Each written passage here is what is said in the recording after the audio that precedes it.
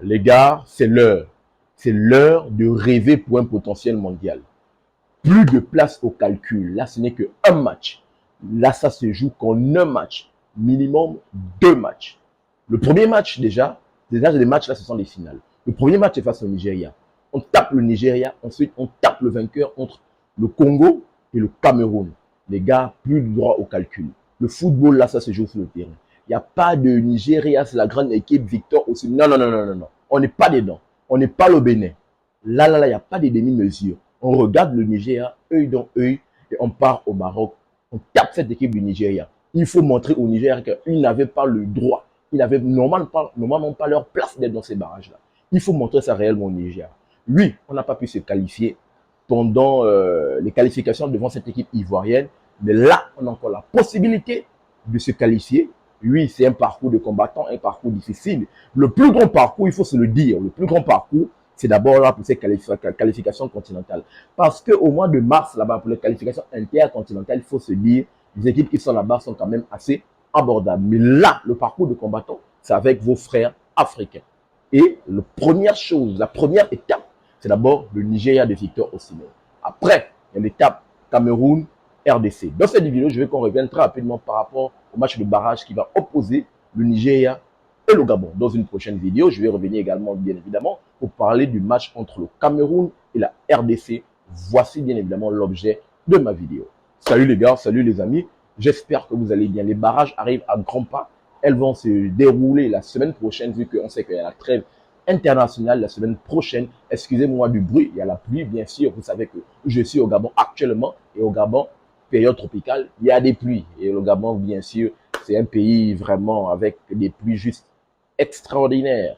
Donc, le Gabon va jouer cette équipe du Nigeria pour le premier match du barrage. De l'autre côté, on aura également le match de barrage qui va opposer la Côte d'Ivoire face à cette équipe de la RDC. Dans cette vidéo, je vais qu'on revienne très rapidement pour que je vous donne ma vidéo, pour que je vous donne mon pronostic par rapport à cela. On va faire une vidéo analyse autour de cela. Déjà, je vais dresser un chapitrage pour toutes les personnes qui sont assez pressées. Vous aurez la possibilité de cliquer sur le chapitrage, bien évidemment, en description et d'aller aux différents points. Le premier point déjà de ce qu'on parle, c'est une introduction. Ensuite, on va mettre l'état des formes. On va mettre les forces en présence pour voir comment les deux équipes vont arriver, s'ils arrivent en forme, s'ils arrivent de façon un peu en demi-teinte. On va voir cela pour l'état de forme. On va également regarder l'historique des confrontations entre ces deux équipes, si elles se sont déjà affrontées à plusieurs reprises et dans quel genre de circonstances. Et bien sûr, on va donner les clés du match. On va faire une analyse assez tactique autour de cela. Et en fin de vidéo, je vais vous donner mon pronostic. J'aimerais également vous entendre ton pronostic, mais tout se passe dans la rubrique commentaires pour qu'on puisse essayer d'en discuter autour du football africain. Je tiens toujours à rappeler, et c'est le plus important, sur ma chaîne, je pousse et je mets en avant le football africain autour des différentes compétitions africaines de football. Donc, si toi, tu es un amoureux du football africain et que la thématique te parle, je t'invite à faire ces 3 choses. À t'abonner, partager massivement les vidéos et activer la cloche de notification pour ne manquer aucune de mes sorties. Sans plus tarder, plongeons déjà pour le premier point pour parler de l'état de forme. Et là, je vais me plonger directement pour mon téléphone. Et on va aller sur l'application Match en direct parce que c'est l'application qui montre l'état de forme. Pour ma part, je pense que c'est assez pointilleux et assez détaillé pour parler de l'état de forme. Commençons d'abord par cette équipe du Nigeria. On peut voir que lorsqu'on essaie de voir les 5 dernières confrontations du Nigeria, là, c'est soldé par des victoires. 4 victoires et un seul match nul. C'est des victoires face au Bénin. D'ailleurs, c'est la victoire qui lui a valu son ticket de qualification pour finir meilleur deuxième et se retrouver là dans ces matchs de barrage. On a les victoires face au Lesotho, on a les victoires face au Rwanda, on a les victoires face au Congo, Brazzaville. Le seul match nul, la seule tâche dans ces 5 confrontations, c'est le match nul face à cette équipe de l'Afrique du Sud. Il faut le dire, l'Afrique du Sud qui fait partie des 9 qualifiés pour le mondial. Donc, forcément, ça a été un match assez difficile de s'y croire. Ils se sont déplacés du côté de Johannesburg. Donc, forcément, ça a été plus difficile. Mais il faut le dire, le bilan est quand même assez positif pour cette équipe des Super Eagles du GA qui arrive très en forme et surtout avec un Victor Osimhen en chaud. Parce que le match face au Bénin, il a été extraordinaire. Il a mis des buts extraordinaires et de surcroît, il a même parlé. Victor Osimhen a parlé pour dire qu'il veut aller au mondial. Donc, il nous envoie un message clair. Il veut aller au mondial. Donc, forcément, il va répondre présent dans le match face au Gabon. Et là, ça doit être au Gabon, bien sûr, de répondre présent. Maintenant, allons du côté de notre équipe des Panthères du Gabon. Les Vendeurs du Gabon également il faut le dire, lorsqu'on essaie de voir les 5 derniers matchs, ils sont à l'image de cette équipe de Super Eagles du Nigeria. Même nombre de bilans, et 4 victoires, un match nul. Les victoires, c'est face au Burundi, à la Gambie, une victoire très importante parce que vraiment c'est une victoire assez majeure. Lorsque je faisais ma vidéo pour parler des 9e et 10e journées, je disais que la 9e était une journée assez difficile parce qu'il fallait se déplacer du côté de la Gambie. Sachant bien sûr les contentieux qu'on avait avec cette équipe gambienne, de 2, on sait que pour battre la Gambie, deux fois pour nous, les Panthères du Gabon, c'est assez difficile. Mais cette victoire que mon équipe Panthère du Gabon, emmenée par Pierre-Aimé Kouamé qui a répondu présent. Je pense qu'il était au-delà d'un triplé ou un quadruplé, un truc de ce genre. Aller s'imposer là-bas, ça a été un match hyper plaisant, un match référence pour les hommes de notre coach national Thierry Mouyoma, qui vraiment a pu s'imposer. Et bien évidemment, c'est une victoire à saluer. Donc, après on a les victoires face aux Seychelles. Bon, les Seychelles ont été les petits poussins du groupe. La victoire face à Guinée-Bissau. Et comme je l'ai dit, le seul match nul, c'est face à la Côte d'Ivoire. On se rappelle bien le match du côté du stade de la rénovation de Franceville au Gabon. Le match nul, le score nul, les Liège. Normalement, c'était le match pour ma part qui devait nous donner une qualification directe. Mais seulement l'équipe des Panthères n'a pas pu s'imposer. Mais comme je l'ai dit, plus besoin de reparler du passé. On parle maintenant. Donc, lorsqu'on essaie de voir l'état des formes, il faut le dire, les deux équipes arrivent quasiment en forme de la même façon. Pas quasiment, ils arrivent en forme de la même façon. 4 victoires, un match nul et avec des buteurs très en forme. Victor Osimhen et Pierre-Emerick Aubameyang en parlant de l'état des formes des deux équipes. Maintenant, rapidement, essayons d'en voir l'historique des confrontations. Lorsqu'on essaie de checker l'historique des confrontations, il faut le dire, les deux équipes ne sont pas vraiment affrontées à plusieurs reprises. Lorsque j'essaie de voir, de checker avec mon application match en direct, je vois qu'il n'y a que 2 matchs. Et ça date de 2005 et 2004. Et lorsque j'essaie d'aller checker, bien sûr, c'était les qualifications pour le mondial. Qualification pour le mondial, ça devait sans doute être le mondial de 2006. Vu que 2002, 2006, donc ça devait être sans doute le mondial de 2006. Donc, pour ces qualifications pour le mondial, le Gabon, le Niger s'était déplacé du côté du Gabon. Le match avait fini sur un score de parité, un but partout, en 2004, en octobre. Et après, en 2005, au mois de mars, le Gabon s'était déplacé du côté du Nigeria. Malheureusement, le match avait fini sur un score de 2-0 KO. Cette équipe du Nigeria, sans doute, qui avait décroché son ticket de qualification pour le mondial. Donc, il faut le dire, les deux équipes, en voyant l'histoire des confrontations, en tout cas de par ce que je vois de mon application de match en direct, ils ne sont pas inventés à plusieurs reprises. Déjà, au niveau de la CAN, ils n'ont, de ce que je vois, sans doute pas été dans le même groupe, à part si vous avez des informations supplémentaires, hormis l'application match en direct. Si vous avez des informations, je serais ravi de vous écouter dans la rubrique commentaires pour qu'on échange. Mais de ce que je vois, au niveau de compétition africaine de la CAN, ils ne sont pas encore affrontés, que ce soit des matchs directs. Bon, c'est vrai que le Gabon également n'a pas tellement l'habitude des matchs directs. On s'est plus arrêté en quart de finale. Mais plus en phase de poule, les deux ne sont pas encore affrontés. Donc, en parlant de l'histoire des confrontations, on n'a pas tellement de base pour s'appuyer, pour étayer nos propos. Mais autour de cela, déjà, on peut dégager déjà un pronostic. Voilà la passe décisive pour arriver bien sûr aux clés du match. Maintenant, parlons des clés du match. Il faut le dire. Comme je l'ai dit tantôt, les deux équipes arrivent en pleine forme. Du côté des Super Eagles, ils reposent sur des joueurs qui vont très vite, que ce soit Ainacho, que ce soit Lukman sur le côté, que ce soit Moses, c'est quoi Moses, non?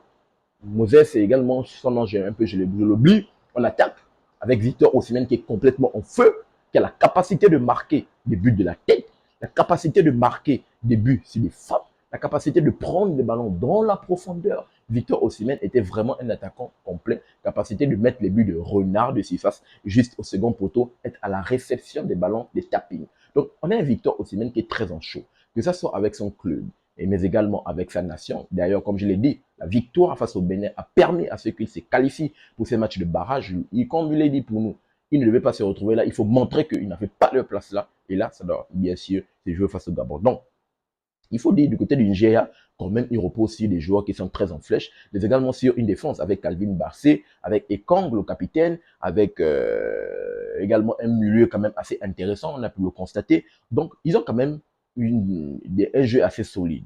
Mais il faut le dire, ce n'est pas également une équipe qui est injouable. Parce que s'ils se retrouvent dans ce genre de circonstances, les hommes d'Eric Sekouchel, bien sûr, c'est qu'ils ne sont pas injouables, ils sont prenables. Donc, forcément, autour de cela, ils ont des faiblesses. Autour de leur défense, quand même, qui est assez solide, parce qu'ils ont des joueurs qui sont très solides et robustes. Donc, forcément, de l'autre côté, en parlant du Gabon, Bien sûr, vu également que nous, on repose sur des joueurs très rapides, en parlant de Denis Bouanga, exceptionnel, très rapide, qui a la capacité, que ce soit avec son club, mais également avec son pays, de marquer des buts exceptionnels. Je pense qu'il fait partie des meilleurs buteurs d'ailleurs de cette qualification mondiale.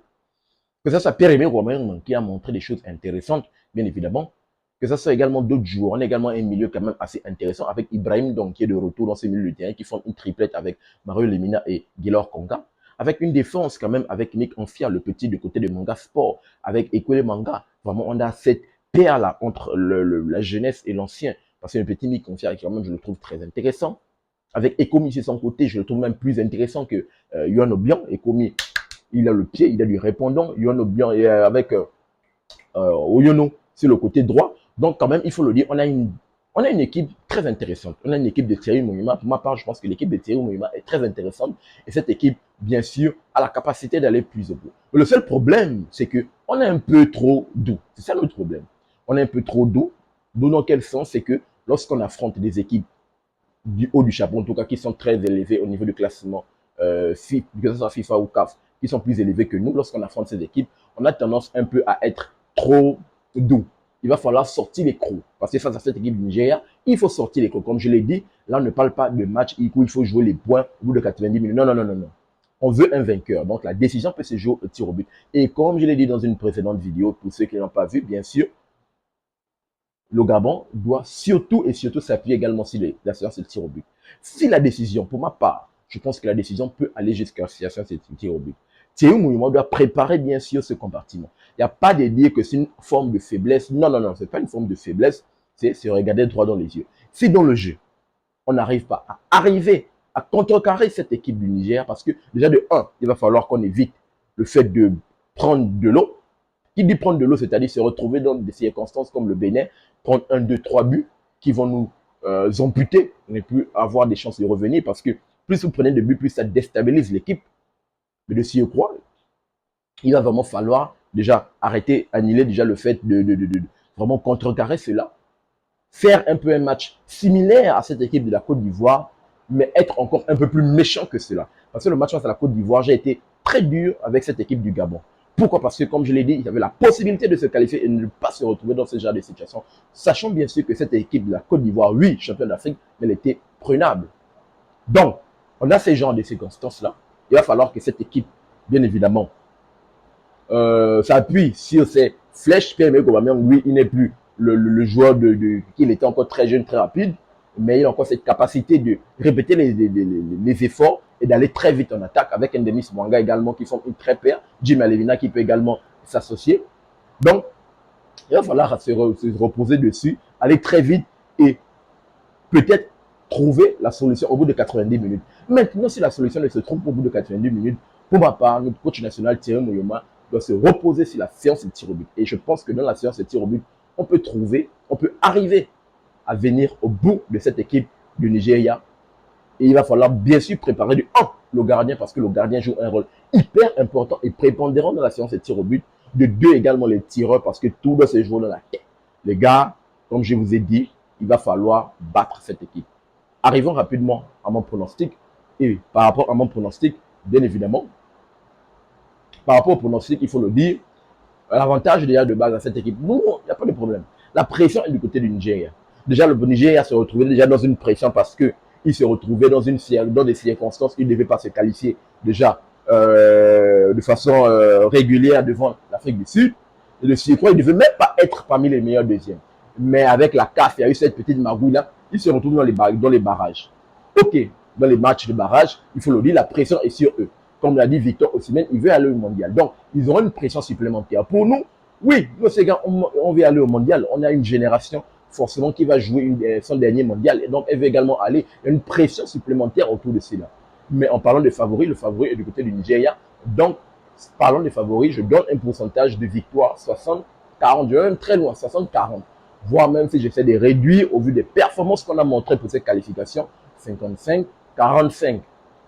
Maintenant, pour ma part, à mon cœur, supporter de mon équipe des Panthères, je donne une victoire pour mon équipe du Gabon pendant la séance de tir au but. Pour ma part, séance de tir au but, on s'impose, victoire, et on se qualifie pour affronter le vainqueur entre la RDC et le Cameroun, ce qui sera l'objet de la deuxième vidéo.